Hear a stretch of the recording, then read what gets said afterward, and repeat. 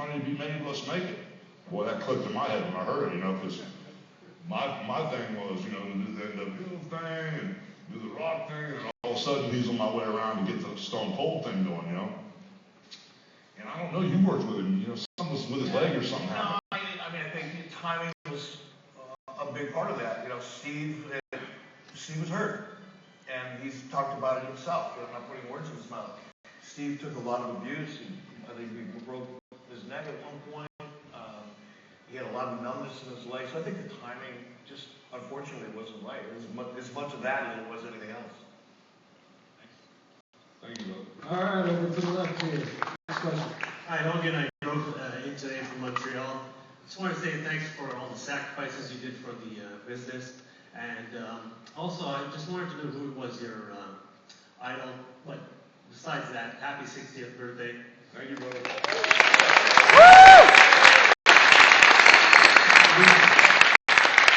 With Stallone, his idol was Steve Reeves. With Arnold, it was Reg Park. Who was your idol growing up?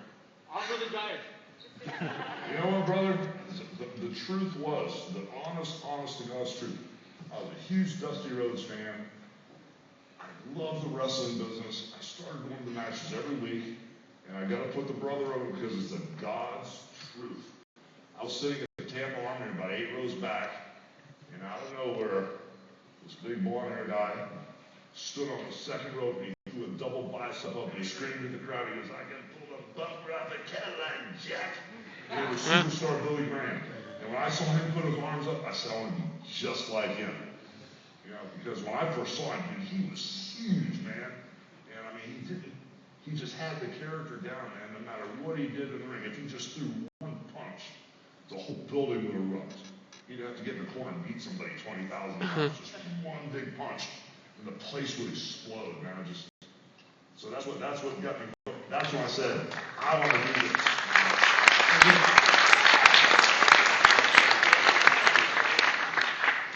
With all due respect to Ric Flair, you're the greatest wrestler of all time. That's what my question is, do you think there'll ever be a day you work for the WWE again? Okay, here's the deal, brother. I never, ever dreamed Eric Bischoff and Vince would work together, okay? So what I've learned about this business is never say never. And, you know, I don't know the circumstances. I'm just throwing this out there, brother. Dixie Carter and Vince could work together. Who knows? Never say never. Hulk Hogan saying he'll never go back to the WWE. I would never say that because you never know what tomorrow brings the day after. So, you know, that's just this wrestling business. You never know where anybody's going to end up. Who knows, man? Thank you. Thank you, brother. All right, we have a little Hulkamaniac to the left here. Go. When you came back to WWE in 2002, who did you hate the most backstage?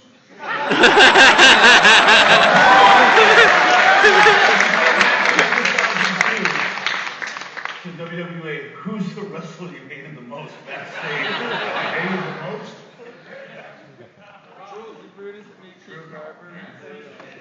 2002, who did I wrestle in? Shawn Michaels? Who did I wrestle in 2002? Brock Lesnar? I didn't hate him, man. He was cool, brother.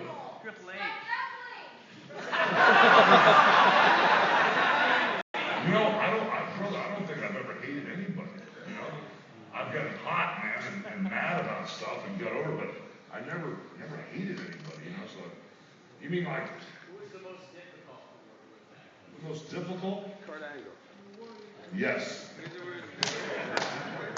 When I worked with Kurt Angle, brother, I said, man, this ain't gonna go very well. I had 1 or 2 nights Kurt Angle. I said, man, I'm gonna switch gears and figure out something else to do. But then I found out there's a little rib being played on me. Vince told him to light me up out there in the ring. You know, so I said, okay, brother. Every dog has his day, but you know, Kurt probably fessed up. I said, Vince told me to really light you up out there. So I said, okay. I was just wondering why everything was coming at me like fastballs to the head. And then once we calmed down, I had some great matches with Kurt, but at first it was brutal. And, but never hated anybody, brother. Thank you.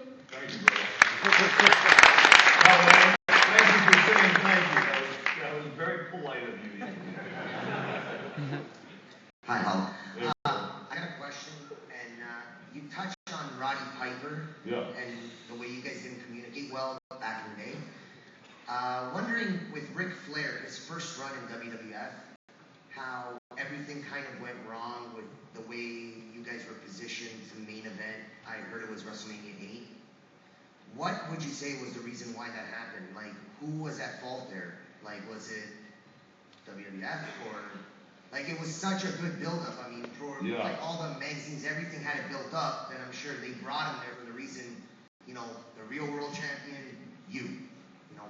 That's another one of those questions, brother. It's kind of like, you know, like you said, everything was on point. We went to Chicago and broke the attendance record, me and Flair. We went to Milwaukee, broke the attendance record. We went to 4 or 5 big cities and just broke the attendance record. It was like everything was going Hogan, Flair for WrestleMania. All of a sudden, gears get switched and I get Sid, and it was just like, you know, it was just, you know, it's Vince's deal, brother. It's his show, you know. So I don't know what did it. That must have been disheartening to go from Ric Flair to Sid.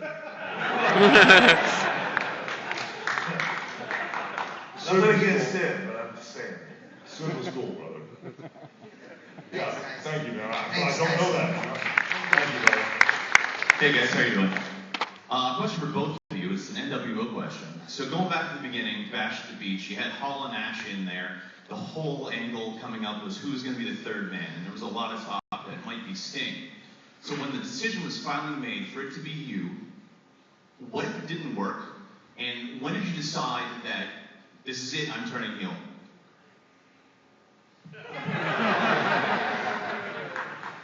He tried to talk me into it at first, and I was kind of like, I don't know, brother. No, I'm gonna eat up a little time here, and you just gotta throw a microphone at me or something like that. It's a two-part answer, really, from my point of view, not from Hulk's, obviously, but from my point of view, I did go to Hulk, I think about a year or 8 months before, and talked to him about making a change in his character, and we've been friends almost since day one. We're better friends now, obviously, because more time has gone by. But I remember it was the nicest I have ever been thrown out of someone's house. I flew myself up to Tampa. I was living in Atlanta at the time. I flew myself up there, and I had this whole thing laid out in my head about, you know, and I was passionate about it. And I laid it out to Hulk about this change in his character, and here's what I got. Okay, now you gotta imagine being me for a moment. So I get this. First of all, if you've ever worked with Hulk, the minute you get the foo, you know it's not going good at all. He's just buying enough time to figure out a way to tell it to you nicely. So I saw the foo come out like this. Then he looked at his watch and he said, you know, brother, my kids are getting out of school and I gotta go pick them up. Thank you very much for coming down. I got to go. Boom. 5 minutes later, I'm driving down the highway heading back to the airport that I just left, going, man, that did not work at all. But the question is, when did we finally know? And that was, I think, as far as my experience in professional wrestling, that was one of the best well-kept secrets. And it was really up until that day, you know, that we kind of decided we're going to see how it felt when we got there. But it was within hours, I think, before. I mean, Sting was standing by. Sting was plan B. Because we didn't know. We just weren't 100% sure which way it was going to go. Sting was standing by, ready to do what he was going to do. And it was probably within hours of showtime before I think Hulk finally, it was his call, not mine. But I think he finally made that decision when he felt it. The thing about that night was nobody knew it, and you know, I was coming down the aisle, and I believe me, don't get me wrong, I love Bobby the Brain to death. But when I was coming down to the ring, it had to be just his gut or something.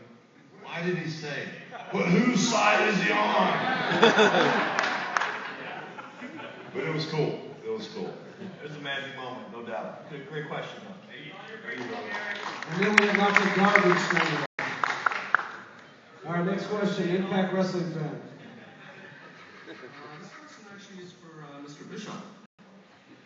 And it would be related to Bret the Hitman Hart. earlier we were talking about the Hearts and specifically Bret and how he stood out. So here's my question. Since he left the WWE, he came out there, he had a bunch of great matches, at least in my opinion, against guys like Kurt Hennig, Sting, DDP, Booker T, so on and so forth. Now the question is, after leaving, he felt that he was very, treated like garbage, and that the two of you just weren't capable of running a company. So here's my question. Why the bitterness from him, considering the fact that I thought, personally, being a Canadian Bret Hart fan, he was used fairly well. And then secondly, the second part of the question is, knowing what you know today, if you were still running World Championship Wrestling, WWE had not acquired it, would you still take Bret Hart on? Would you still treat him the same way? Would you still throw that $7 million that you said you did?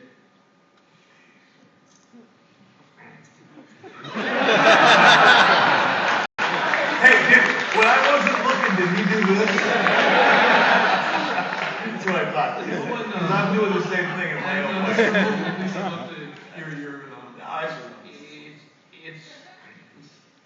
And again, there were two very good questions there.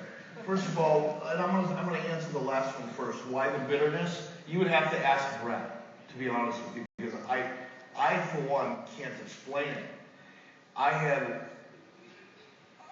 thought I had a great relationship with Bret all the way up until the day he went back. And I have, Bret was a different guy. But my wife was backstage. We talked about this, a while back. Bret knew that I loved to collect antique firearms. Especially firearms that were part of the Western American culture. And Bret found a particular a rifle that he knew that I would appreciate to add to my collection, and sent it to me as a thank you. I've got a book about Native American history and culture in my room that Bret bought for me and autographed and told me how much he appreciated everything I'd done for him. So that was the context that I always kept my relationship with Bret Hart in, regardless of the ups or downs. It wasn't until Bret left and went back to WWE that all of a sudden I'm hearing, what a miserable SOB I was. So I'm a little confused, and I think you have to go to Bret to answer that That's the deal, brother. Yeah, you experienced the same thing? Well, Bret started out in business with him.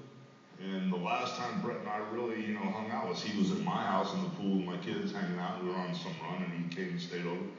And then it just went crazy, went crazy. There are different things about the belt and Yokozuna and this and that, but that was between me and Vince. And Vince and Bret had their deal, so it was just kind of like, we even had a three-way conversation about it. And Bret and I walked out together on the same page. But all of a sudden, things shifted, So that's another great mystery, but love Bret Hart to death, man. Nothing but respect for him, Follow up. I think for a question about whether he was used right or used wrong. I will tell you that when I brought Bret into WCW, he was very hurt. He was hurt by obviously what happened with Owen. I think the screw job in Montreal probably left scar tissue there that'll never go away with Bret. So he was kind of I don't want to say bitter, but he wasn't the same Bret Hart that was rock and roll in WWE. Let's put it that way. When a guy doesn't show up until 20 minutes before showtime or an hour before showtime and doesn't really participate in the process and then complains about the outcome of it, at some point you have to take responsibility. You have to be accountable for your own stuff. If I had to do it all over again, I probably wouldn't have done it, knowing what I know now. But none of us have that luxury. We don't get to operate with 20/20 hindsight. We have to operate going forward. But in that mythical world of 20/20 hindsight, doing it over again, I wouldn't bring him back. I wouldn't have made that commitment to him. But I do think we did everything we could to put him in a position to be successful. And I disagree with the theory that we didn't try or we didn't know how to use him.